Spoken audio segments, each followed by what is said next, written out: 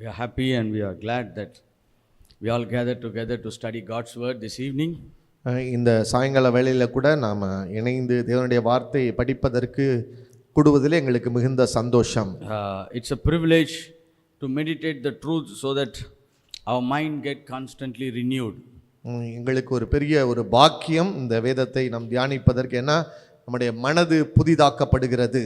Whenever we meditate the truth, our mind get renewed, our spirit get re-energized so that we will be equipped to do the will of God on this earth.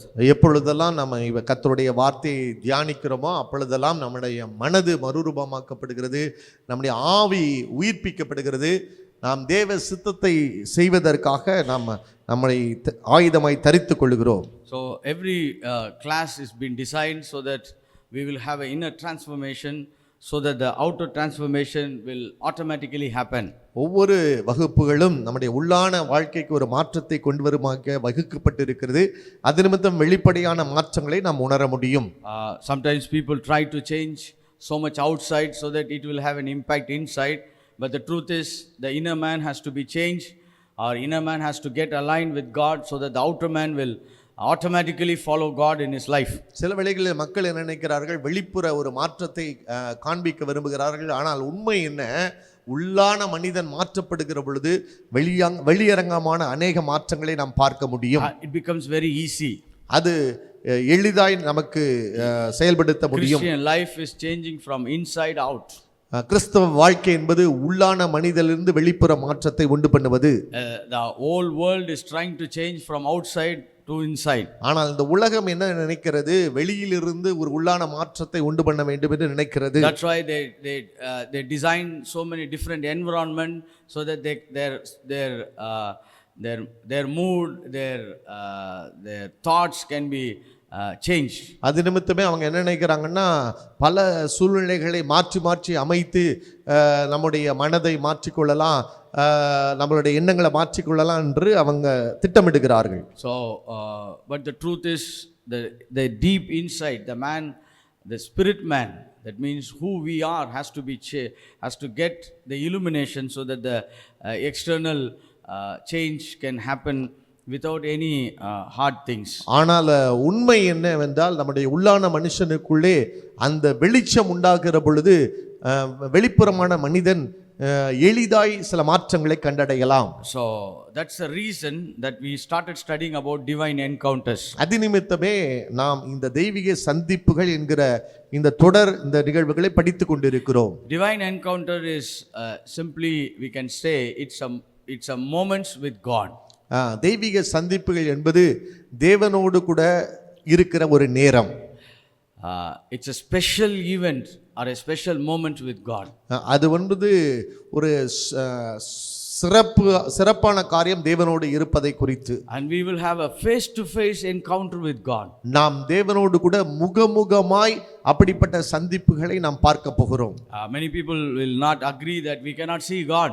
ஆனால் அநேக ஜனங்கள் எதை ஒத்துக்கொள்வது என்றால், நாம் தேவனை எல்லாம் பார்க்க முடியாது என்று சொல்லி. God came in the flesh, he came in the human form, his name is Lord Jesus Christ. ஆனால் தேவன் இந்த உலகத்திலே மாம்சத்திலே வெளிப்பட்டார், அவருடைய பெயர் இயேசு கிறிஸ்து. And he came in the flesh. அவர் மாம்சத்திலே இந்த உலகத்திலே வந்தார். And people saw him. மக்கள் அவரை பார்த்தார்கள். Now after his ascension he appeared to men so that men can have communication with God. அவர் பரமேறின பின்பும் அவர் மனிதர்களுக்கு வெளிப்பட்டு அவரோடு கூட தொடர்பு வைத்துக் கொள்ள வழிவகுத்திருக்கிறார். And 40 days he was meeting disciples before the Pentecost. Pentecost 4 நாட்களுக்கு முன்பாக 40 நாள் அவர் ஜனங்களை சந்தித்தார். He was teaching about the kingdom of God. அவர் தேவனுடைய ராஜ்யத்தை குறித்து போதித்தார். So the face to face encounter with God is made possible in the New Testament. முகமுகமாய் தேவனை தரிசிப்பது என்பது புதிய ஏற்பாட்டு காலத்திலே சாத்தியமான ஒன்று. And we have to start believing that. நாம் அதை உறுதியாய் விசுவாசிக்க வேண்டும். Because Jesus appeared to many people. ஏனென்றால் இயேசு அநேக மக்களுக்கு தரிசனமானார். And we also are highly qualified to have an encounter with God. நாமும் கூட அதிகமாய் தகுதிப்பட்டிருக்கிறோம் தெய்வீக சந்திப்புகள் நிகழ்வதற்கு என்று. And the Holy Spirit is living within us. பரிசுத்த ஆவியானவர் நமக்குள்ளே வாசம் பண்ணுகிறார். And now he wants to reveal himself. அவர் தன்னை வெளிப்படுத்த வேண்டும் என்று விரும்புகிறார். It is an encounter with the third person of the Trinity. அது மூன்றாவது நபராகிய பரிசுத்த ஆவியானவர் கூட தெய்வீக சந்திப்பதை நிகழ்த்துவது. So meeting God is a normality in Christian life. கிறிஸ்தவ வாழ்க்கையை பொறுத்து தெய்வீக சந்திப்புகள் என்பது ஒரு சாதாரண ஒரு நிகழ்வு. அது தொடர்ந்து நடக்கக்கூடிய ஒரு வாய்ப்புள்ள நிகழ்ச்சி. ஆமென். It's a normality. That means it can happen to everybody. அது எல்லாருக்கும் சாத்தியமான ஒன்று. But the hyper spiritual people made it so impossible that you cannot meet God. ஆனால் ஒரு சிலர் ஐயா அதிக ஸ்பிரிச்சுவலா இருக்கிறவங்க நினைக்கிறாங்கன்னா நாம் தேவனை எல்லாம் சந்திக்க முடியாது என்று சொல்லி. You can meet Jesus. He is the second person of the Trinity. நாம் இயேசுவை சந்திக்க முடியும். அவர்தான் முப்பரி தேவனுடைய இரண்டாவது பரிமாணம். And இரண்டாவது நபர் மூன்றாவது நபர் the third person is Holy Spirit. மூன்றாவது நபர் பரிசுத்த ஆவியானவர். He has a personality and you can meet him. அவருக்கு ஆள் தத்துவம் உண்டு. அவரை நாம் சந்திக்கலாம். And Father God, if he is interested to reveal himself, then he give the capability to meet him. பிதாவானவர் நமக்கு வெளிப்படுத்த வேண்டும் என்று அவருக்கு விருப்பமாய் இருந்தால் அவர் நமக்கு அந்த கிருபைகளை கொடுத்து தன்னை வெளிப்படுத்துவார். So the Bible is all about encounters. வேதாகமம் என்பது தெய்வீக சந்திப்புகளை குறித்த ஒரு தொகுப்பு. Adam and Eve met God. ஆதாமும் ஏவாளும் தேவனை சந்தித்தார்கள். They had a face to face encounter. அவர்கள் முகமுகமாய் தேவனை சந்தித்தார்கள். Noah met God. நோவா தேவனை சந்தித்தார். Enoch walked with God. ஏனோக்கு தேவனோடு சஞ்சரித்தார். Abraham met God. ஆபிரகாம் தேவனை சந்தித்தார். Jacob met God. யாக்கோபு தேவனை சந்தித்தார். So the Bible is all about encounters. இந்த வேதாகமம் என்பது தெய்வீக சந்திப்புகளின் ஒரு தொகுப்பு. And so that we as a Christian we can believe through Christ, we can have the divine encounter in our life. நான் கிறிஸ்தவர்களாய் இருக்கிற நாம் இயேசு கிறிஸ்துவின் மூலமாய் தெய்வீக சந்திப்புகளை ஏற்படுத்தலாம் என்று அதிகமாய் நம்பலாம். So the invisible God comes to the visible realm is the point of contact for us. காணக்கூடாத தேவன் இந்த மண்டலத்திலே தன்னை காண்பிக்கிற தேவனாய் இருக்கிறார். And that's where we begin our contact. அங்கே தான் நாம் தேவனோடு தொடர்பை ஏற்படுத்திக் கொள்கிறோம். And the Bible records many events and it gives a pointers how God can meet man. இங்கே வேதாகமத்திலே அநேக பதிப்புகளை குறிப்பிட்டிருக்கிறார்கள். அங்கே தேவன் எப்படி மனிதனை சந்தித்தார் என்று குறிப்பிடப்பட்டிருக்கிறது. How man positioned himself to meet God. எப்படி மனிதன் தன்னை தயார்படுத்தி தேவனை சந்திக்கிறான் என்று சொல்லி எழுதப்பட்டிருக்கிறது. And also it gives an understanding how, in which position, in which situation God met man. நமக்கும் ஒரு புரிந்து கொள்ளுதலை அது கொடுக்கிறது. எந்த சமயத்திலே தேவன் மனிதனை சந்தித்தார் என்று சொல்லி. So today we are going to, last few weeks we've been studying about the encounter of Moses in the burning bush. It's a divine encounter. கடந்த சில வாரங்களாய் மோசே எப்படி தேவனை சந்தித்தார் என்று நாம் கற்று வந்திருக்கிறோம். Today I want to take us to the next journey where Jacob met God. இன்றைக்கும் கூட நான் அடுத்த ஒரு பயணத்தை தொடர விரும்புகிறேன். எப்படி யாக்கோபு தேவனை சந்தித்தார் என்று. Jacob means supplanter. That means he is not a very good morally guy. யாக்கோபு என்பவன் எத்தனாய் இருந்தான், அவன் ஒரு நல்ல நிலையில் இருந்தவன் அல்ல. But he met God. அவன் தேவனை சந்தித்தான். Or we can say he had a struggle with God. He has a wrestling with God. அவன் தேவனோடு கூட போராடினான். And God also was so interested to have that give that encounter to him. தேவனும் அவனை சந்திப்பதற்காக அவர் ஆயத்தமாய் இருந்தார். So let's turn our Bibles to Genesis chapter 32. நாம ஆதியாகமம் 32வது அதிகாரத்துக்கு நேராக வேதாகமத்தை திருப்பிக் கொள்வோம். And verse 22 onwards. 22வது வசனம் முதல். And when he rose that night and took his 2 wives, his 2 female servants, and his 11 sons, and crossed over the ford of Jabbok. ராத்திரியில் எழுந்திருந்து தன் 2 மனைவிகளையும் தன் 2 பணிவிடைக்காரர்களையும் தன்னுடைய 11 குமாரரையும் கூட்டிக் கொண்டு யாப்போக்கு என்கிற ஆற்றின் துறையை கடந்தான். He took them and sent them over to the brook and sent them over what he had. அவர்களையும் சேர்த்து ஆற்றை கடக்க பண்ணி தனக்கு உண்டான யாவையும் அக்கறைப்படுத்தினான். And the verse is the most important verse. Then Jacob was left alone. யாக்கோபு பிந்தி தனித்திருந்தான். And a man wrestled with him until the break of the day. அப்பொழுது ஒரு புருஷன் பொழுது விடியும் அளவும் அவனுடைய போராடி. This man, this Old Testament, the man, we call it as in English man, but in Hebrew it is theophany. That means God appeared in the man's form. இங்கே நம்ம வழக்க சொல்லாக எப்படி சொல்கிறோம் என்றால் ஒரு மனிதன் என்று குறிப்பிடப்பட்டிருக்கிறது. ஆனால் எபிரேய பாஷையிலே தேவன் மனிதனாக அங்கே வெளிப்பட்டார் என்று குறிப்பிடப்பட்டிருக்கிறது. So theophany, the word is theophany. God appeared in the human form. அந்த வார்த்தை என்பது தியோஃபினி என்று எபிரேய வழக்க சொல்லாக இருக்கிறது. அங்கே தேவன் மனிதனாக அங்கே தன்னை காண்பித்தார். That's why we say Jesus Christ, the second person of the Trinity, was showing himself in the Old Testament. இங்கே என்ன சொல்லுகிறோம்? இயேசு கிறிஸ்து அந்த முப்பரி தேவனுடைய இரண்டாவது நபராய் இந்த பழைய ஏற்பாட்டு காலத்தில் வெளிப்பட்டார். So this is not a normal man, it is divine encounter where he meets God. இங்கே ஒரு சாதாரண மனிதன் அல்ல, அங்கே தேவன் மனிதனோடு சந்திப்பை நிகழ்த்தி இருக்கிறார். Okay, this gives a pointer how Jacob positions himself to meet God and how God came to meet Jacob. இங்கே ஒரு குறிப்பு எழுதப்பட்டுள்ளது. எப்படி தேவன் யாக்கோபை சந்திப்பதற்காக தன்னை ஆயத்தப்படுத்தி கொண்டார் என்றும், எப்படி யாக்கோபு தேவனை சந்திக்கிறதற்காக தன்னை தகுதிப்படுத்திக் கொண்டார் என்று குறிக்கப்பட்டுள்ளது. So it's a personal relationship that has happened there. அங்கே தேவனோடு கூட தனிப்பட்ட விதத்திலே ஒரு சந்திப்பு நிகழ்த்தப்பட்டிருக்கிறது. It's a personal encounter. தனிப்பட்ட விதத்திலான சந்திப்பு. We cannot say it can happen or it would have happened, but there was a strong evidence that it has happened. அங்க நம்ம வந்து ஒருவேளை நடந்திருக்கலாம், நடக்காமலே இருக்கலாம் அப்படின்னு சொல்றதுக்கு எந்த வாய்ப்பும் இல்லை. அங்கே சரியான ஒரு ஆதாரம் அங்கே தேவனை சந்தித்தான் என்று குறிப்பிடப்பட்டிருக்கிறது. So we are going to study some of the things that we can take the truth from that passage. அங்கே இருந்து ஒரு சில சத்தியங்களை நாம் படிக்கலாம். See, all these truths are given so that we will have a practice session in our life. இந்த சத்தியம் எல்லாம் எதற்காக சொல்லப்பட்டிருக்கிறது? அது நிமித்தம் நாமும் அதை நம் பயிற்சி எடுத்துக்கொள்ளலாம் என்று சொல்லி. It is not a message to be heard and noted down and preached over. It is about practicing these things in life. இது ஏதோ ஒரு நம்ம வந்து கேட்டுட்டு நம்ம வந்து எழுதி கொண்டு போகிறதற்காக அல்ல, இது நம்முடைய வாழ்க்கையில் நம்ம பயிற்சி பண்ண வேண்டியதா இருக்கிறது. Jacob had many things, but he sent them over. இங்கே யாக்கோபோடு அநேக காரியங்கள் இருந்தது, ஆனால் எல்லாவற்றையும் அக்கறைப்படுத்தி விட்டான். Then he was alone. அவன் பிந்தி தனித்திருந்தான். So the first point that I want to make, முதலாவது குறிப்பு நான் உங்களுக்கு சொல்ல விரும்புகிறேன். From the life of Jacob, யாக்கோபினுடைய வாழ்க்கையிலிருந்து the first thing that has happened to him, முதலாவது காரியம் அவனுக்கு நேரிட்டது, everything was stripped from him.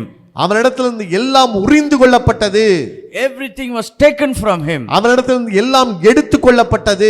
And then he was alone, so God met him and he met God. அப்பொழுது அவன் தனித்திருக்கிற வேளையிலே தேவன் அவனை சந்தித்தார். So this is one of the common criteria in every encounter. You can see that particular person was alone. இதுதான் ஒரு பொதுவான காரியம், எல்லா சந்திப்புகளிலும் நிகழ்ந்தது. அந்த மனிதன் தனித்திருக்கிற வேளையிலே. So God meets us when we are alone. தேவன் எப்பொழுது நம்மை சந்திக்கிறார் என்றால் நாம் தனித்திருக்கிற அந்த வேளையிலே. That's why it is important that we have a community of community fellowship, but it is not enough to have that encounter. நாம் ஒருவேளை குழுவாய் இருந்து தேவனை ஆராதிக்கலாம், ஆனால் அது மாத்திரம் தெய்வீக சந்திப்புகளை நடத்துவதற்கு போதுமானது அல்ல. It has to be a personal time, a personal position that he has to make himself to be with God. தனிப்பட்ட விதத்திலே தனியான நேரத்திலே நாம் அதை அமைத்துக் கொண்டு தேவ சந்திப்புகளுக்காக காத்திருக்க வேண்டும். Now everything was, the Bible says he sent them away. That means now he doesn't want to depend anything on that side. அவன் எல்லாவற்றையும் அக்கறைப்படுத்தினான், அவன் எதையும் சார்ந்து கொள்ளவில்லை. he stripped himself. God positioned himself, and that's where I think God saw now he is the right time to meet him. அவன் எல்லாவற்றையும் அக்கறைப்படுத்தி விட்டான். அந்த சமயத்தை தேவன் பார்த்தார், அவனை சந்திக்கும்படியாக அந்த நேரத்தை தெரிந்து கொண்டார். Hallelujah. Hallelujah. Now it is our very important position that we have to strip ourselves from many things so that we can be alone with God. நாமும் கூட ஐயா நம்மிடத்தில் இருக்கிற அநேக காரியங்களை களைந்து போட வேண்டியது அவசியமாயிருக்கிறது. அது நிமித்தம் தேவனை நாம் சந்திக்க நேரிடும். So today my emphasis is going to be on this area. நான் என்னுடைய அழுத்தம் முக்கியத்துவம் என்பது இந்த பகுதியிலே இருக்கிறது. To be alone with God. தேவனோடு கூட தனிமையாய் இருக்கிற நேரத்தை தெரிந்து கொள்ளுங்கள். God, but being stripped away so that you will be totally surrendered yourself in God's place. அவரோடு கூட தனிமையாய் இருக்கிற ஒரு காரியம் மாத்திரல்ல, நீங்கள் முற்றிலுமா எல்லாவற்றையும் களைந்து போட்டுவிட்டு ஆயத்தமாயிருங்கள். So being, sometimes people say I am alone in my room. சில வேளையிலே மக்கள் சொல்லுகிறார்கள் என்னுடைய அறையில் நான் தனிமையாய் இருக்கிறேன். People think being alone physically they think they are alone. சில வேளைகளிலே சரீர பிரகாரமாக தனியாய் இருப்பதை அவங்க தனித்திருக்கிற அனுபவம் என்று சொல்லுகிறார்கள். You can be physically alone and carry many things within yourself. நீங்கள் சரீர பிரகாரமாக தனியே இருக்கலாம், ஆனால் உங்களுக்குள்ளே அநேக காரியங்களை வைத்துக்கொண்டு our mind has many things within ourselves and we are part and parcel of those things. நம்முடைய மனதுக்குள்ளே அநேக குப்பைகள் இருக்கிறது, அதற்குள்ளே நாம் குழம்பிக் கொண்டிருக்கிறோம். We think we are alone. நாம் ஆனால் சொல்லுகிறோம் நான் தனியா இருக்கிறேன். No, we are not alone. We have many thoughts that has to be stripped away from our lives. இல்லை நாம் தனியா இருக்கவில்லை, இன்னும் அநேக எண்ணங்களை நாம் களைந்து போட வேண்டியது அவசியமாய் இருக்கிறது. Last Tuesday I was taking a particular class called World Views. இந்த கடந்த செவ்வாய்க்கிழமை அன்று நான் இந்த உலக பார்வை என்று சொல்லி சில காரியங்களை நான் சொன்னேன். We are born with certain cultures and we are developed by certain cultures and we practice certain cultural ideas within ourselves. நாம் சில கலாச்சாரங்களிலே பிறந்திருக்கிறோம், சில கலாச்சாரங்களை நம்ம வாழ்ந்து கொண்டிருக்கிறோம், அது நம்முடைய காரியங்களிலே திடமாய் அமைந்து விட்டது. So we carry these things. நாம் இதையெல்லாம் நாம் சுமந்து கொண்டுதான் இருக்கிறோம். The Bible says he sent his 2 wives, 2 female servants, 11 children, and he sent all the things that he brought. He asked them to cross over. Now I want to equate it to many things that we have to strip ourselves so that we can be alone with God. இங்கே பாருங்கள், யாக்கோபு என்ன சொல்கிறான், தன் 2 மனைவிகளையும் தன் 2 பணிவிடைக்காரங்களையும் தன்னுடைய 11 குமாரரை கூட்டிக் கொண்டு அக்கறைப்படுத்தினான் என்று சொல்லி, இதை நான் எதனோடு சம்பந்தப்படுத்துகிறேன் என்று சொன்னால் நம்முடைய வாழ்க்கையிலும் கூட இப்படிப்பட்ட அநேக காரியங்களை சுமந்து கொண்டு இருக்கிறோம். இதையெல்லாம் நாம் களைந்து போட வேண்டியது அவசியமாக இருக்கிறது. Sometimes physically we don't carry them, but mentally we carry so many things. சில வேளைகளிலே சரீர பிரகாரமாக நாங்கள் சுமக்கவில்லை, ஆனால் மனதளவிலே சுமந்து கொண்டு இருக்கிறோம். We carry certain thoughts and ideas which is not appropriate. That is a blockage for the blessing of God to flow in our life. சில வேளைகளிலே நம்மளுடைய மனதளவிலே அநேக எண்ணங்களையும் திட்டங்களையும் வைத்திருக்கிறோம், அதெல்லாம் தேவனுடைய திட்டங்களுக்கு தடை பண்ணுகிறதாய் காணப்படுகிறது. This is called world views. அது உலக அந்த பார்வை. That means how we determine our values and our systems we carry within ourselves. நாம் எப்படி இந்த உலகத்தை பார்க்கிறோமோ அதையெல்லாம் நாம் நம்முடைய எண்ணங்களிலே நம்ம தேக்கி வைத்திருக்கிறோம். This Jacob had this one idea that he has to grab the blessing. அங்கே யாக்கோபுக்கு ஒரே ஒரு எண்ணம் இருந்தது, இந்த ஆசீர்வாதத்தை எப்படியாவது சுதந்தரித்துக் கொள்ள வேண்டும். He came into this world by hanging on to his elder brother heel. அவன் இந்த உலகத்துக்குள்ளே வெளிப்படுகிற பொழுது தன்னுடைய மூத்த சகோதரனுடைய குதிகாலை பிடித்து கொண்டு வந்தான். He is a heel grabber. அவன் அந்த பாதத்தை பிடித்து கொண்டவனாய் காணப்பட்டான். That means he has this ideology that I have to pursue and get something in this world by any means. அவனுக்குள்ளே ஒரு எண்ணம் இருந்தது, ஐயா இந்த ஆசீர்வாதத்தை எந்த ஒரு வழியினாலாவது நான் எப்படியாவது சுதந்தரித்துக் கொள்ள வேண்டும் என்று சொல்லி. Man in this world is also trying that way.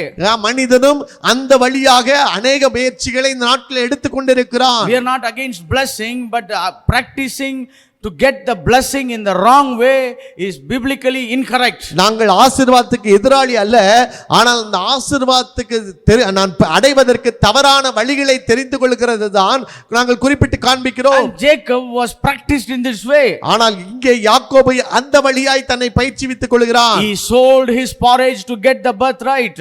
அவன் அந்த கூளை விற்று தன்னுடைய அந்த ஆசீர்வாதத்தை சுதந்தரிக்க வேண்டும் என்று விரும்புகிறான். He dressed in a wrong way to get the blessing from the father. அவன் தன்னுடைய உடையை மாற்றி தன் தகப்பனை ஆசீர்வாதத்தை பெற்றுக்கொள்ள விரும்புகிறான். So his mind his world view is, I have to somehow pursue the blessing no matter how and what I do in this world. அவனுடைய பார்வை, இந்த உலக பூர்வமான பார்வை என்ன, ஐயா எப்படியாவது அந்த ஆசீர்வாதத்தை நான் பெற்றுக்கொள்ள வேண்டும், அது எந்த வழியினாலும் நான் அடைவேன் என்று சொல்லி. He is not concerned about the means, but God is concerned about the means. அவன் எந்த வழி என்று அவன் அக்கறை கொள்ளவில்லை, ஆனால் தேவன் அதில் மீது கவனமுள்ளவராய் இருக்கிறார். But this is the way that he was alone, means he was stripped by that ideology in his life. அவன் தனியாய் இருக்கிறான் என்று சொன்னால் அவன் பலவிதமான இந்த உலகத்தின் அந்த எண்ணங்களை சுமந்திருக்கிறான். And God is calling us to strip naked of these things so that we will be positioned to meet God. ஆனால் தேவன் என்ன சொல்லுகிறார், இப்படிப்பட்ட எண்ணங்களை களைந்து போட்டு நீங்கள் தேவனை சந்திக்க நீங்க ஆயத்தப்படுங்கள் என்று சொல்லி. Hallelujah. Hallelujah. See, when something does not go our way, we have to surrender and we have to wait on God to see how it has to happen. சில காரியங்கள் நம்மை விட்டு போகாத பொழுது சில நேரங்கள் நாம் தேவனிடத்தில் முழுவதுமாய் அர்ப்பணித்து ஐயா காத்திருந்து என்ன நடக்க போகிறது என்று நாம் பார்க்க வேண்டும். He just let go of his cheating ideas and said he was alone with God. அவன் தன்னுடைய ஏமாற்றுக்கார தன்மைகளை விட்டு விலகி ஐயா தேவனோடு கூட தனித்திருக்க முற்பட்டான். Now he knows he has cheated many people, then his father-in-law has cheated, but now he knows that his life is hanging on a thread and it has to be only dealt by God. அவனுக்கு தெரியும், இப்பொழுது நான் அநேக மனிதர்களை ஏமாற்றி விட்டேன், தன்னுடைய மாமனார் என்னை ஏமாற்றி விட்டார், இப்பொழுது என்னுடைய வாழ்க்கை என்பது ஐயா ஏதோ ஒரு இடத்துல தொங்கிக் கொண்டிருக்கிறது, நான் எப்படியாவது தேவனை சந்திக்க வேண்டும் என்று அவன் முயலுகிறான். Some of the ideas we have to strip ourselves so that we can meet God. சில எண்ணங்களை நாம் களைந்து போடுவது அவசியம் தேவனை சந்திப்பதற்கு. One area that I can say is God does not nowadays meet brother. He won't come to everybody. No, that idea you have to take it out. Then only you can position yourself to meet God. ஒரு காரியத்தை நான் குறிப்பாய் சொல்ல விரும்புகிறேன். ஒரு எண்ணம் என்றால் இந்த காலகட்டத்தில் என்ன சொல்லுகிறார், தேவனை யாரும் சந்திக்க முடியாது, அது சந்திக்க வாய்ப்பில்லை என்று சொல்லுகிறார். இல்ல அந்த எண்ணங்களை எடுத்து போட்டு நான் தேவனை சந்திப்பேன் என்ற அந்த இதற்குள்ளே வர வேண்டும். Then only you have that possibility thinking, so to have an encounter with God. அப்படிப்பட்ட எண்ணங்கள் உடையவர்களாய் நீங்கள் இருக்கிற பொழுதுதான் தேவனோடு கூட சந்திப்புகளை நீங்கள் எதிர்பார்க்கலாம். And sometimes people say I'm not so right so that God cannot come and meet me. சில வேளைகளிலே மக்கள் என்ன சொல்லுகிறார்கள், எனக்கு அந்த அளவுக்கு நான் தகுதி இல்லை தேவனை சந்திப்பதற்கு என்று சொல்லி. Jacob was 100% disqualified for divine encounter. யாக்கோபு என்பவர் வந்து 100% எந்த ஒரு தகுதி இல்லாத ஒரு மனிதன் தான். He is a cheater. அவன் ஏமாற்றினான். And he was a continuously disturbing guy. அவன் தொடர்ந்து அவன் ஒரு தொந்தரவு கொடுக்கிற மனிதனாய் காணப்பட்டான். But God met him. ஆனால் தேவன் அவனை சந்தித்தார். Now if you have this mind that I have to be so perfect then only God can meet, then you will never meet God, because God meets imperfect people to make them perfect. நீங்கள் இப்படிப்பட்ட ஒரு மனநிலைமை வைத்திருப்பீர்களானால் ஐயா இன்னும் நான் என்னை தகுதிப்படுத்தி கொண்டால்தான் தேவனை சந்திக்கலாம் என்று சொல்லி, ஆனால் தேவன் தகுதி இல்லாத மக்களை சந்தித்து அவர் தகுதி உள்ளவராய் மாற்றுகிறார். In one of our youth meetings, one man said, I'm not qualified to receive the Holy Spirit. ஒரு வாலிப கூடுகையிலே ஒரு மனிதன் இப்படி சொன்னான், நான் பரிசுத்த ஆவியானவர் பெறுவதற்கு எந்த தகுதியும் கிடையாது என்று சொல்லி. Because I am not living holy. அவன் சொன்னான், நான் பரிசுத்தமாய் வாழவில்லை. See, these things I have said it nearly 25 years back. Okay. இந்த காரியத்தை 25 வருடங்களுக்கு முன்பாக நான் பார்த்திருக்கிறேன். I have said that. நான் சொல்லி இருக்கிறேன். 96, 97 I said said that. 96 97 அந்த காலகட்டத்தில் நானும் சொல்லி I இருக்கிறேன். said, if you can be holy by yourself, you don't need Holy Spirit. நான் சொல்லுகிறேன், நீங்கள் உங்களாலேயே பரிசுத்தமாக்கிக் கொள்ள முடியும் என்றால் உங்களுக்கு பரிசுத்த ஆவியானவர் தேவையில்லை. The Holy Spirit comes so that we can live a holy life. பரிசுத்த ஆவியானவர் உங்களுக்கு உள்ளே வருவதை நோக்கம் உங்களை பரிசுத்தமான வாழ்க்கை வாழச் In செய்வதற்கு. the same way, it is not your perfection that qualifies you to meet, but your place that you strip yourself of wrong ideologies, wrong thoughts and wrong thinking and say, Lord, I am there to meet you alone. நான் சொல்லுகிறேன், ஐயா ஸ்தோத்திரம், இந்த தெய்வீக சந்திப்புகளை நீங்கள் நிகழ்த்துவதற்கும் அதே காரியம்தான் ஐயா. உங்களுடைய பரிசுத்தம் அல்ல, உங்களுடைய தகுதி அல்ல ஐயா. நீங்கள் சில இப்படிப்பட்ட எண்ணங்களை ஐயா நீங்கள் களைந்து போட்டுவிட்டு நீங்கள் சந்திக்கிற பொழுது அவர் சந்தித்து உங்களை தகுதிப்படுத்துவார். Many people said, I've been waiting on God for 40 days. He is not coming to meet me. நிறைய பேர் சொல்லுகிறார்கள், 40 நாட்கள் நான் காத்திருக்கிறேன், இன்னும் தேவன் என்னை சந்திக்க வரவில்லை என்று சொல்லி. You are waiting with your old ideologies, old thinking, old pattern to approach God. Then you won't see different results. நீங்கள் பழைய எண்ணங்களை மாற்றப்படாமலே பழைய அந்த ஒரு ஐயா காரியங்களோடு கூட ஐயா தேவனை சந்திக்கலாம் என்று எதிர்பார்த்து கொண்டிருக்கிறீர்கள். ஆனால் நீங்கள் முடிவை பார்க்க முடியாது. But when you say, Lord, I strip down of my old thoughts, that is so disturbing. Now I come and lay down myself. Unless you touch me, you encounter me, I can't do anything. Then God says, now he is becoming qualified to meet him. நீங்கள் எப்பொழுது ஆண்டவரே ஐயா என்னுடைய எண்ணங்கள் ஆண்டவரே என்னுடைய நிலைகள் எல்லாம் நான் மாற்றிக்கொண்டு நீர் என்னை தொடுவீர், ஆனால் ஆண்டவரே எனக்குள்ளே அநேக மாற்றங்கள் வரும் என்று ஐயா அவருடைய தொடுதலை அப்படி எதிர்பார்த்து காத்திருப்பீர்கள். ஆனால் தேவன் உங்களை சந்தித்து உங்களை மாற்ற வல்லவராய் இருக்கிறார். The second thing is theological outlooks. இரண்டாவது காரியம் இந்த வேதாகம சத்தியங்கள், இறையியல் பார்வை. இறையியல் பார்வை. Some of the wrong ideologies comes from theological background. அநேக அந்த தவறான அந்த தத்துவங்கள் என்பது அந்த இறையியல் அந்த பின்னணியிலிருந்து வருகிறது. One of the strong resistance comes from a group of people. They say, now God does not need to meet anybody. இப்பொழுது ஒரு பெரிய அழுத்தம் எங்க இருந்து வருதுன்னா, ஒரு குழு மக்கள் சொல்லுகிறார்கள், இப்பொழுதுதான் தேவன் உங்களை சந்திக்க வேண்டும் என்று அவசியம் இல்லை. Because he has already given the written word. அவர்கள் என்ன சொல்லுகிறார்கள், ஏற்கனவே எழுதப்பட்ட சத்தியங்கள் உங்களுக்கு சொல்லப்பட்டிருக்கிறது. So you have the word, now you don't need the encounter. உங்களுக்கு வார்த்தை இருக்கிறது, இப்பொழுது தெய்வீக சந்திப்புகள் தேவையில்லை என்று சொல்லுகிறார்கள். If their arguments were so right, அவருடைய வாக்குவாதங்கள் சரி என்றால், then when Jesus said, I go to my Father, I will send you Holy Spirit, he will lead you into all the truth, then becomes contrary.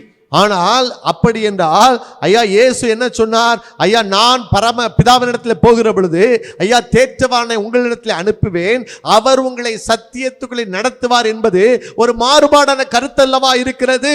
எல்லா சத்தியத்துக்குள்ளே நடத்துவார், சகல சத்தியத்துக்குள்ளே நடத்துவார். Hallelujah. Hallelujah. That means now this word gives the holistic framework, but individual leading and individual accomplishment comes when we have divine encounters. நீங்கள் இங்கே ஒரு பரவலான ஒரு ஐயா ஒரு ஆன்மீக காரியங்களை வேதாகம் நமக்கு கற்றுக் கொடுக்கிறது உண்மை.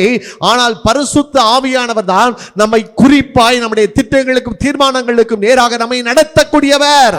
Let me give you an example like this. இப்படி ஒரு உதாரணத்தை நான் சொல்ல விரும்புகிறேன். Is it good to get married? திருமணம் பண்ணுவது நல்லதா? Yes, the Bible says man should not be alone. Yes, அது உண்மை. ஏனால் வேதாகமம் சொல்லுகிறது மனுஷன் தனிமையாய் இருப்பது நல்லதல்ல. Then is it okay that women to be alone? No, both men and women cannot be alone. அப்பொழுது பெண்கள் தனியாய் இருப்பது நல்லதா? இல்ல ஐயா ரெண்டு பேரும் தனிமையாய் இருப்பது நல்லதல்ல. So God instituted the marriage. கர்த்தர் தான் திருமணத்தை அவர் நிகழ்த்தி இருக்கிறார். Now when to get married, you need a divine encounter. ஆனால் எப்பொழுது நாம் திருமணம் செய்ய வேண்டும் என்பதற்கு தேவன் நமக்கு உணர்த்துவிக்கப்பட வேண்டுமே. ஒரு தெய்வீக சந்திப்பு தேவைப்படுகிறது. நமக்கு அப்பொழுது ஒரு தேவனுடைய சந்திப்பு நேரிட வேண்டுமே. You need when to get married, whom to get married, how to get married, where to get married, all these are there.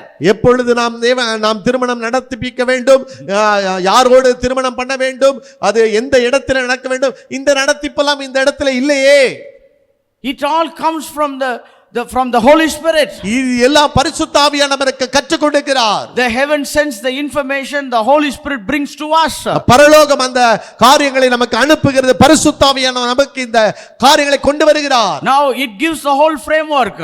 இப்பொழுது பாருங்க, அது அந்த திட்டங்கள் முழுமை பெறுகிறது. The Bible says go away into all the world and preach the gospel. வேதாகமம் சொல்லுகிறது உலகம் முழுவதும் சென்று சுவிசேஷத்தை அறிவியுங்கள். But now where to go? ஆனால் இப்பொழுது எங்கே போக வேண்டும்? How to go? எப்படி போக வேண்டும்? Whom to meet? யாரை சந்திக்க வேண்டும்? How to preach? எப்படி நான் பிரசங்கிக்க How வேண்டும்? to lead them to Christ? எப்படி அவர்களை கிறிஸ்துவுக்குள் நடத்த வேண்டும்? These are all from the power of the Holy Spirit. அதெல்லாம் பரிசுத்த ஆவியான வல்லமையிலிருந்து தெரிகிறது. So now people say that if you know the Bible everything is okay, it is incomplete. It is not completely compatible for man's life. ஆனால் அந்த குழுவினர் சொல்லுகிறார்கள் நீங்கள் வேதாகமத்தை அறிந்தால் போதும் என்று சொல்லுகிறார்கள். அது பகுதியான ஒரு காரியமாகவே நமக்கு காணப்படுகிறது, முழுமை பெறவில்லையே. அது சத்தியம் தான், ஆனா முழுமை பெறல. முழுமை எங்க இருந்து வருதுன்னா ஆவியானவருடைய இடத்துல இருந்து தான் வருகிறது பாருங்க. Then that's how the importance of encountering the Holy Spirit and guidance of the Holy Spirit, God appearing to us, all come into existence. அதினிமித்தமே ஐயா பரிசுத்த ஆவியானவருடைய காரியம், ஐயா தேவன் தெய்வீக சந்திப்புகளை நிகழ்ப்புகிறது, எல்லா காரியங்களையும் கடந்து வருகிறது. One group of people, especially the Baptists, say that the cessationists, that means those move of the Holy Spirit, the move of God, everything ceased. Now you don't need anything, you need the word. If you keep preaching, everything will be okay. Baptist அந்த denomination இப்பொழுது சொல்லுகிறார்கள், ஐயா தேவனுடைய சந்திப்புகள் பரிசுத்த ஆவியானவர் காரியம் எல்லாம் அது அவர் முற்றுப்பெற்று விட்டது, இப்பொழுது தேவன் தம்முடைய வார்த்தையின் மூலமாய் தம்முடைய பிள்ளைகளை சந்திக்கிறார் என்று சொல்லுகிறார்கள். Now we want to do ministry, but how to do and what kind of ministry we have to do and how to persuade that ministry, you need the leading of the Holy Spirit. இப்பொழுது நாம் ஊழியத்தை செய்ய விரும்புகிறோம், எப்படி செய்ய வேண்டும், எங்கு செய்ய வேண்டும், எப்படி நான் அதை தொடர வேண்டும், இதெல்லாம் பரிசுத்த ஆவியானவர் அல்லவா நமக்கு கற்றுக் கொடுக்க வேண்டும். So we have to be stripped by the theological outlooks. நம் இறையியல் அந்த தத்துவங்களை நாம் களைந்து போட வேண்டியது அவசியமாக இருக்கிறது. God is a personal God and I can have a personal encounter with him. தேவன் என்பவர் ஒரு தனித்துவம் உள்ள ஒரு தேவன், அவரோடு கூட நான் தனிமையான சந்திப்புகளை நான் எதிர்பார்க்க வேண்டும். Many times people say Christianity is a relationship, not religion. அநேகர் சொல்லுகிறார்கள் ஐயா கிறிஸ்தவர்கள் என்பது ஐக்கியத்தை பொறுத்து, அது ஒரு மதம் அல்ல என்று சொல்லி. Then where is the relationship? ஆனால் யாரோடு கூட நான் இப்பொழுது ஐக்கியம் வைத்துக் கொள்ள வேண்டும்? Relationship with God. நான் தேவனோடு ஐக்கியம் வைத்துக் கொள்ள வேண்டும் அல்லவா? It can be a face to face relationship. அது முகமுகமான ஒரு சந்திப்பாய் இருக்கலாம் அல்லவா? It can be an inspired guidance of the Holy Spirit. அது என் உள்ளத்தில் இருந்து என்னை உந்தி தள்ளுகிற பரிசுத்த ஆவியானவர் காரியமலா இருக்கலாம் அல்லவா? It is a sudden bubbling of things that happens in my spirit. என் ஆவியிலே ஒரு பெரிய உற்சாகத்தை கொடுத்து என்னை உந்தி தள்ளலாம் அல்லவா? It can be a dream, it can be a vision. அது ஒரு சொப்பனமாய் இருக்கலாம், அது ஒரு தரிசனமாய் இருக்கலாம். So when we say that we are meeting God, that means we are meeting his word, we are meeting his picture, we are meeting his goal, we are meeting his destiny in any form, in any ways. நாம் கர்த்தரை சந்திக்கிறோம் என்று சொன்னால் நாம் அவரை தனிப்பட்ட விதத்தில் நாம் அவரை சந்திக்கிறோம். ஐயா நம்முடைய காரியங்களை நாம் அறிந்து கொள்ளுகிறோம், நாம் அதை தொடர முயலுகிறோம். Hallelujah. Hallelujah. If you have a wrong theological outlook, then persuasion of stripping yourself is very very tough. நாம் இப்படி ஒரு தவறான ஒரு இறையியல் தத்துவத்தை நம்ம உள்ளடக்கி வைத்திருப்போமே, ஆனால் அதை நாம் களைந்து போட வேண்டியது அவசியமாய் இருக்கிறது. Another problem is called doctrinal persuasion. நான் இன்னும் சொல்ல வேண்டாம், உபதேச கோளாறு, உபதேசத்தினாலே உந்தி தள்ளுகிற மாறான காரியங்களிலே உந்தி தள்ளுதல். எப்படின்னா உபதேசத்தை நான் கரெக்ட்னு சொல்றதுலயே கவனமா இருக்கிறவங்க. Doctrinal persuasion. உபதேசத்தையே நாங்க சரின்னு சொல்லி அதே நான் பிடிச்சு கொள்றேன். They hold on to some doctrines and they say I will not let it go. சில உபதேசத்தை நான் பிடித்துக் கொண்டு இதை நான் விட மாட்டேன்னு நிக்கிறது. Some doctrines people have. I don't know how many doctrines I have seen, but I don't know now. I don't want to give it. நிறைய உபதேசங்கள் இப்படிப்பட்ட உபதேசங்கள் நான் பார்த்திருக்கேன், ஆனா நான் அதை தனிப்பட்ட விதத்துல சொல்ல விரும்பல. One thing is God is holy God, you cannot meet.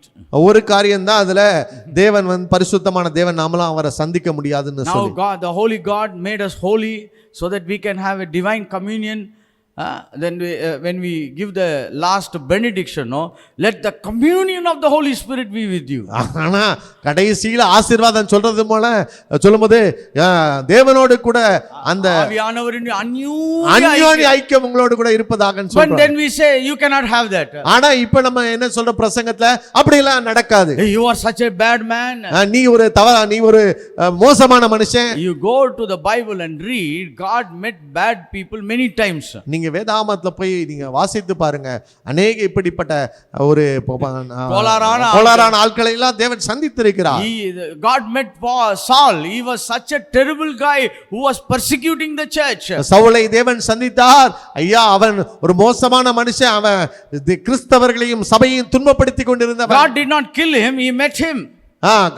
தேவன் அவனை கொல்லவில்லை, தேவன் அவனை சந்தித்தார். I tell you, we have the highest number of possibilities to meet God because now we have accepted Jesus Christ as a savior and the Lord of our life. அதை காட்டிலும் நமக்கு அதிக வாய்ப்புகள் இருக்கிறது. ஏனென்றால் நசரேயனாகிய இயேசு கிறிஸ்துவை நாம் இரட்சகராகவும் நம்முடைய ஸ்தோத்திரம், அவர் நம்ம ஏற்றுக்கொண்டிருக்கிறோம். And another thing called religious practices. இன்னொன்னு மத சார்பான சில நம்பிக்கை பழக்கங்கள், மத கோட்பாடுகளின் பழக்கங்கள். One example I want to give. ஒரு உதாரணத்தை நான் உங்களுக்கு சொல்ல விரும்புகிறேன். Unless you wait, காத்திருக்காம தேவனை சந்திக்க முடியாது. காத்திருக்காமல் தேவனை சந்திக்க முடியாது. There are many places in the Bible. If you are ready to meet God, he will meet you anytime, anywhere. அநேக தருணங்கள் வேதாகமத்தில் குறிப்பிடப்பட்டிருக்கிறது. நீங்கள் மாத்திரம் விரும்பினால் அநேக இடங்களிலே அந்த நேரங்களிலே கர்த்தர் அவங்களை சந்திச்சிருக்காங்க. God met Abraham when he didn't even invite. Abraham அவன் கூப்பிடாமலே தேவன் அவனை சந்தித்தார். He met Jacob. யாக்கோபை அவர் சந்தித்தார். He met these kind of people when these people were not highly positioned, as we say, they are waiting. இப்படிப்பட்ட மக்கள்லாம் அவங்க எதிர்பார்க்காமலேயே தேவன் அவர்களை சந்தித்திருக்கிறார். This is one of the religious practice. இது ஒரு மத சார்பான கோட்பாடுகள். Unless you wait, God cannot talk. நீங்கள் காத்திருக்காவிட்டால் தேவன் உங்களை சந்திக்க மாட்டார். I am not contradicting. I said being alone with God is okay, but being alone with God with some of the wrong ideology brings a lot of problems. நான் அதை மாறுபாடான காரியமாய் சொல்லவில்லை. ஐயா, தனிமையா இருக்கிற ஒரு காரியம், ஆனால் தனிமையா இருக்கிற பொழுது தவறான எண்ணங்களை வைத்து நீங்க காத்திருக்கிற தவறான காரியம். See, sometimes people go into fasting. சிலர் உபவாசத்துக்குள்ளாய் கடந்து போகிறார்கள். They say I want to fast so that I can meet God. அவர்கள் சொல்லுகிறார்கள், நான் தேவனை சந்திக்கும்படியாய் உபவாசிக்கிறேன். If God comes in the first day, they are shocked. முதல் நாள்ல தேவன் வந்துட்டு அவங்க அதிர்ச்சி அடைகிறாங்க. If God comes in 1 hour, that's all, they are too much shocked. ஒரு மணி நேரத்துக்குள்ள வந்துட்டு அவங்க இன்னும் அதிகமா அதிர்ச்சி அடைகிறாங்க. Because they think God cannot come. You have to wait and wait and wait, then only God can come. ஏன்னா அவங்களுடைய எண்ணங்கள் என்னன்னா, ஐயா நம்ம காத்திருந்து எப்படியாவது அவரை வரவழைக்கணும்னு சொல்லி. He is ready to come. அவர் வர ஆயத்தமா இருக்கிறார். If he is interested to come, he can come in any minute when you call him. நீங்கள் கூப்பிடுகிற பொழுது எந்த மணி துளிகளிலும் அவர் வர ஆயத்தமா இருக்கிறார். If you say only by waiting you can bring God, then it is become a wrong religious practice. நீங்கள் சொல்வீர்களானால் காத்திருந்தால் தான் அவர் வருவார் என்று சொன்னால் அதுவும் தவறான மத கோட்பாடே. There are many people who met God when people were preaching, they were crossing the road and God met them. அநேக நேரங்களிலே சுவிசேஷத்தை அறிவித்துக் கொண்டிருக்கிற பொழுது அவர்கள் ரோட்ல கடந்து போய் இருக்கிற பொழுது தேவன் அவரை சந்தித்திருக்கிறார். So they were not prepared, but God was prepared to meet them. அவர்கள் ஆயத்தமாய் இருக்கவில்லை, ஆனால் தேவன் அவர்களை சந்திக்கும்படி ஆயத்தமாய் இருந்தார். But if you take some wrong religious practice and say God cannot meet like that, God has to be like this, then only God can come. நீங்கள் தவறான சில மத கோட்பாடுகளை எடுத்துக்கொண்டு இப்படி எல்லாம் காத்திருந்தால் தான் தேவன் வருவார், இப்படி எல்லாம் இருந்தா வரமாட்டார் அப்படின்னு சொல்லி நீங்கள் எண்ணங்களை வைத்து இருக்கிறது தவறானது. If you say only in the prayer closet God can come, அந்த ஜெப மணித்துளிகளில் தான் தேவன் வருவார். ஜெப அறையில இருந்தாதான் பிரதர் கர்த்தர் வருவார்னு நீங்க அங்கேயே இருக்கிறீங்க. திடீர்னு நீங்க வீட்ல லிவிங் ரூம்ல உட்கார்ந்திருக்கப்ப வந்துட்டா இப்ப என்ன அவரை திருப்பி அனுப்ப முடியும்? You understand? If you sitting in the living room and God suddenly come, Then you can say, no, Lord, come, let's meet only in the prayer hall. No, we can't say that. நீங்கள் ஒருவேளை ஜெப அறையில இல்லாதபடி ஐயா ஸ்தோத்திரம் அவங்க ஹால்ல உட்கார்ந்து இருப்பீங்க, அந்த நேரத்துல வந்துட்டா இல்ல நான் இப்ப இந்த ஹால்ல இருக்கிறேன், நான் அதனால நீங்க வேண்டாம் ஆண்டவரே ஜெப அறைக்கு வாங்க நான் சொல்ல முடியும்? I have heard some of the strange testimonies. நான் சில ஐயா சில சாட்சிகள் எல்லாம் நான் வந்து கேட்டிருக்கிறேன். I don't want to give you shock. உங்களை நான் அதிர்ச்சிக்குள்ளாக்க விரும்பல. One person always meet God when he was playing video game. ஒரு மனிதன் வந்து ஐயா அவர் வந்து அந்த வீடியோ கேம்ஸ் விளையாடும் போது தேவனை சந்தித்திருக்கிறார். It is become his continuous practice. அது அவருக்கு வந்து தொடர்ச்சியான ஒரு நிகழ்வா இருந்திருக்கிறது. I don't recommend you to go and play video game. நான் வந்து உங்களை வந்து என்கரேஜ் பண்றது கிடையாது. But I'm telling you, God can meet man in any position, any form. நான் உங்களுக்கு சொல்லுகிறேன், தேவன் எந்த நிலையிலும் எப்படிப்பட்ட சூழ்நிலை கர்த்தர் உங்களை சந்திக்க முடியும். There are people God met them when they were washing dishes. சில நேரங்களில் பாத்திரம் கழுவுற இடத்துல கூட தேவன் அவர்களை சந்தித்திருக்கிறார். You can't say, Lord, washing dish, you are coming and disturbing me. நான் இப்படி கழுவிட்டு இருக்கேன், இந்த நேரத்துல வந்து என்னை தொந்தரவு பண்றீங்களே. No, this is the greatest thing. You leave everything, go and spend time with him. ஆனா அதுதான் முக்கியமான ஒரு காரியம், எல்லாவற்றையும் விட்டு போய் அவரோடு கூட நேரத்தை செலவழிப்பதற்கு. So Jacob left everything alone. That means he stripped himself of many things. And in this modern era, we have to strip ourselves from these four things: the world view, the theological outlook, the doctrinal persuasion, and religious practices, to be available to God so that God can meet us. யாக்கோபு இப்படிப்பட்ட காரியங்களை அவன் களைந்து போட்டுவிட்டு தேவனை சந்திக்க அவன் ஆயத்தமாக இருந்தான். இந்த நவீன காலத்திலும் இந்த சொல்லப்பட்ட இந்த 4 குறிப்புகளையும் உலக பார்வை, ஒரு இறையியல் கண்ணோட்டம், உபதேசத்தின் பற்றி பிடித்து கொண்டிருக்கிற காரியங்கள், மத கோட்பாடுகள், இவைகளெல்லாம் நீங்க வந்து களைந்து போட்டுவிட்டு தேவனை சந்திக்க ஆயத்தமாய் இருக்கிறது அவசியம்.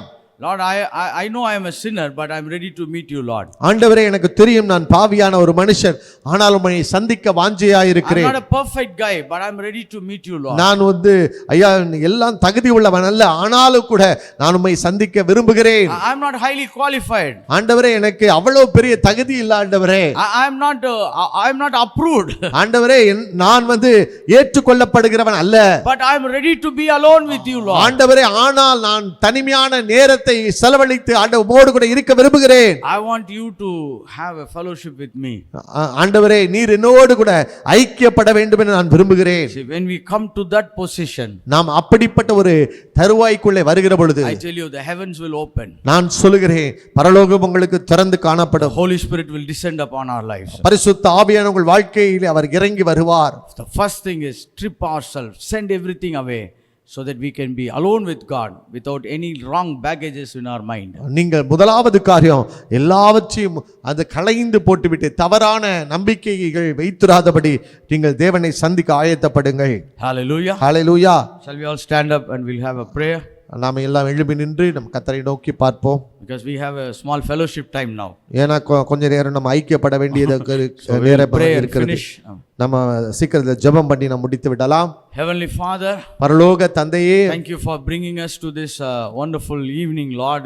இந்த சாயங்கால வேளையிலே எங்களை கொண்டு வந்ததற்காக நன்றி செலுத்துகிறோம். Lord, we want to be stripped away from some of the wrong theologies, ideologies and persuasions which is not right, oh Father. ஆண்டவரே நாங்களும் கூட எங்களுடைய வாழ்க்கையிலே இந்த தவறான இந்த எண்ணங்களை நாங்கள் களைந்து போட, ஐயா மத கோட்பாடுகளை களைந்து போட, இறையில் சம்பந்தமான சில ஆண்டவரே நம்பிக்கைகளை கலந்து போட நாங்கள் விரும்புகிறோம் ஆண்டவரே. So that we want to have a close fellowship, a close intimacy, a close divine connections with you, Father. அது நிமித்தம் ஆண்டவரே ஒரு தெய்வீக தொடர்புகள், தெய்வீக சந்திப்புகள், உங்களோடு கூட நெருங்கிய உறவுகளை நாங்கள் வைத்துக் கொள்ள விரும்புகிறோம். Oh, hallelujah. Hallelujah.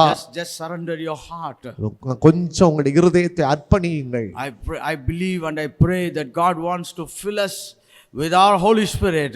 ஆண்டவர் பரிசுத்த ஆவியான வல்லமையினாலே உங்களை நிரப்ப விரும்புகிறார். Oh, hallelujah.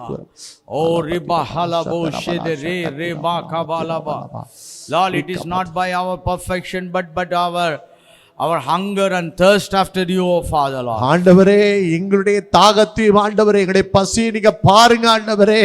Lord, we want to you have a personal communion, a communication with you, Lord. ஆண்டவரே உம்மோடு கூட ஆண்டவரே தனிப்பட்ட விதத்தில் ஆண்டவரே நாங்கள் ஆண்டவரே அப்ப ஐக்கியத்தை ஏற்படுத்திக் கொள்ள விரும்புகிறோம் ஐயா. Lord, we are incomplete without you, O Father. ஆண்டவரே நீர் இல்லாதபடி நாங்கள் குறைவுள்ளவர்கள் ஐயா. Lord, we come to you with our open hearts. ஆண்டவரே திறந்த மனதோடு நாங்கள் உம்மிடத்திலே வருகிறோம். We send away every wrong ideologies that we ஆண்டவரே carry. இப்பொழுது தவறான நம்பிக்கைகளை எங்களை விட்டு அகற்றி போடுவீராக. Lord, take away every doctrinal things that is not according to you and your nature. ஆண்டவரே உம்முடைய உபதேசத்துக்கு ஆண்டவரே மாறாய் இருக்கிற எல்லா காரியங்களும் ஆண்டவரே இப்பொழுது வேரோடு பிடுங்கி போடுவீராக. Lord, take away every religious practice that is not ordained by God. ஆண்டவரே நீர் சொல்லாத எந்த ஒரு மத நம்பிக்கைகளும் எங்களுடைய எண்ணங்களை விட்டு எடுத்து போடப்படுவதாக. Lord, give us a free spirit to have a free fellowship with you. ஆண்டவரே ஆவியானவர் எங்களுக்கு நடுவிலே உலாவி உம்மோடு கூட நெருங்கிய தொடர்பு வைத்துக் கொள்ள உதவி செய்யும். Lord,